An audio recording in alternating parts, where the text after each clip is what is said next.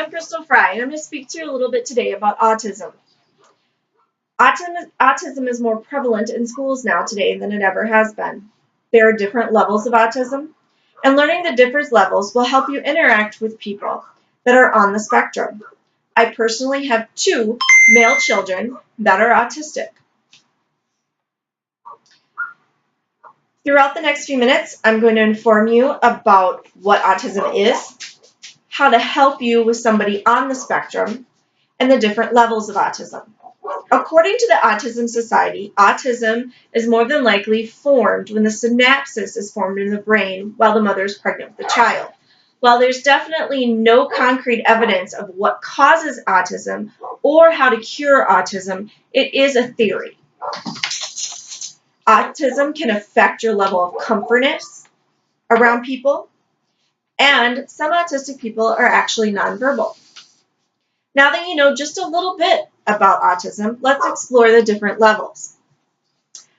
Autism is referred to on a scale or spectrum. Back in 2003 and 2004, when I had my son Connor, it was referred to as the scale. It went from 0 to 30. Anything under 30 was considered a personality disorder. 30 and above was considered to be autism, and you were on the spectrum. What is a high-functioning autistic person?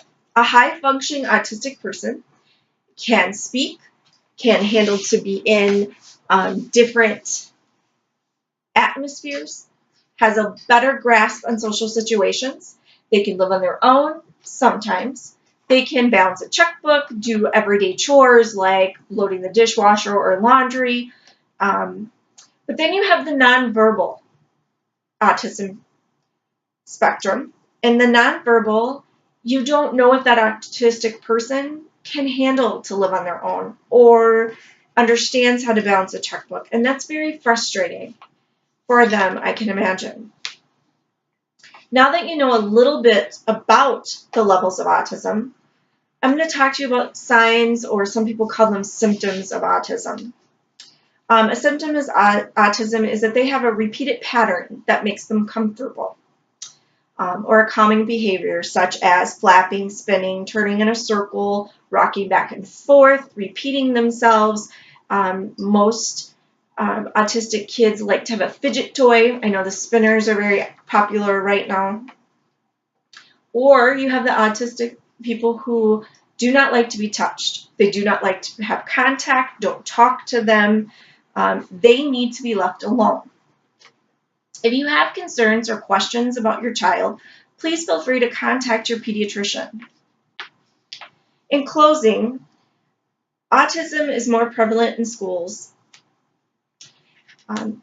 1 in every 54 males were diagnosed with autism in the year of 2003 to 2004, according to the Autism Society.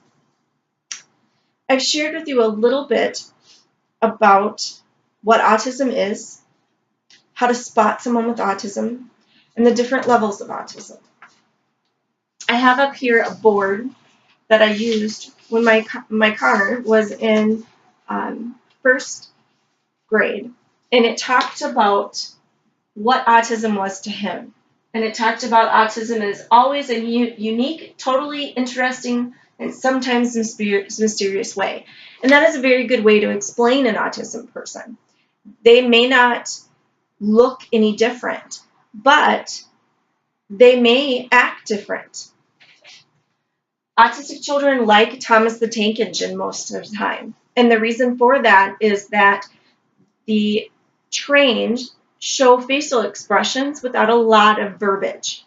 And that helps an autistic child learn about facial expressions. One of my favorite sayings is up here, and it says, not being able to speak is not the same as not having anything to say. So for those autistic people that go to therapy to learn to communicate or have their own way of communication, that is their speech, and that is very important. So in closing, I challenge you to educate yourself and respect people's personal space. The next time you see someone's different, instead of making fun of them, ask yourself, Could they possibly have something that qualified as a disability? I'd like to end with a quote that we use in our family quite often. Normal is a setting on the dryer. It doesn't exist. If it doesn't affect your breathing, let it go.